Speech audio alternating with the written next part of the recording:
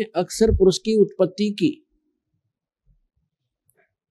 और उससे कहा कि आप मुझे सृष्टि रचना में सहयोग दें। ये काफी और भी बहुत सा प्रकरण है, लेकिन हमने जितना आवश्यक है उतना ही हमको बताएंगे आपको।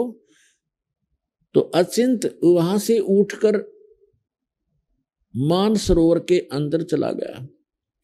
वहां अपना जो बॉडी है वो श्वास से नहीं चलता और इसलिए वहां अमर शरीर है हमारा। तो वो शरीर उस मानसरोवर के अंदर जाकर वो आनंद से लेट गया, निंद्रा आ गई।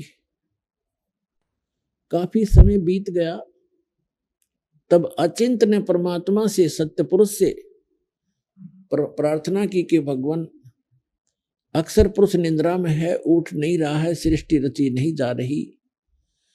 तब परमात्मा ने कहा कि पुत्र, जब आपसे अक्षर पुरुष ही नहीं जगाया जा रहा तो सृष्टि खाक रचोगे तुम। बंद करो अपनी सृष्टि, तुम्हारे बस की बात नहीं है।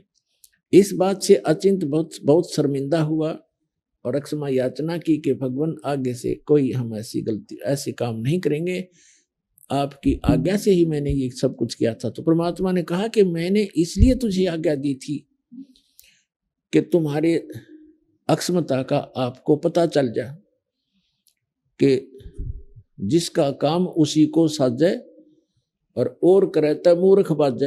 ये तो एक देसी कहावत है। तो अचिंत को उसके बाद सभी को ये बात होगी कि समर्थ के काम में टांग अड़ानी नहीं चाहिए। तो एक तो झटका दिया मालिक ने उनको। फिर परमेश्वर ने क्या किया कि उस सरोवर से ही एक थोड़ा सा जल लिया, अमृत, और उसको अपने वचन से एक अंडा बना दिया।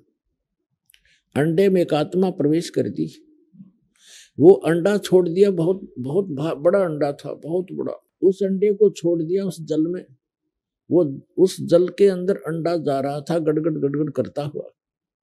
अक्षर पुरुष के पास से पहुंचा तो निंद्रा में सोया पड़ा था सरोवर के अंदर। जब अक्षर पुरुष के पास से वो पहुंचा, निकट पहुंचा, तो एकदम उसकी आंखें, निंद्रा भंग हो गई। अक्षर पुरुष की निंद्रा भंग हुई तो उस जैसे कोई अधूरी नींद जाग जाता है तो वो कोप से देखता है, उसमें कुछ गुस्सा सा होता है। ऐसे कोपित दृष्टि से उसने देखा कि किसने मेरी निंद्रा भंग की है। तो वो अंडा फूट गया। उस तेज से अंडा दो भाग हो गया। उसमें से ये ज्योत स्वरूपी निरंजन, जिसको आगे चल के काल कहा गया, जिसको सरपुरुष भी कहते हैं, गीता अध्याय नंबर 15 के श्लोक नंबर 16 में सरपुरुष कहा है। तो आकाशवाणी की परमात्मा ने, सत्य पुरुष ने, कि अक्षर पुरुष तुम निंद्रा में थे, आपको जगाने के लिए ये सब कुछ क्रिया की थी और तुम दोनों बाहर आ जाओ। तो अक्षर पुरुष और ये सरपुरुष, ये दोनों सरोवर से बाहर आ गए। फिर परमात्मा ने आदेश दिया कि आप जाओ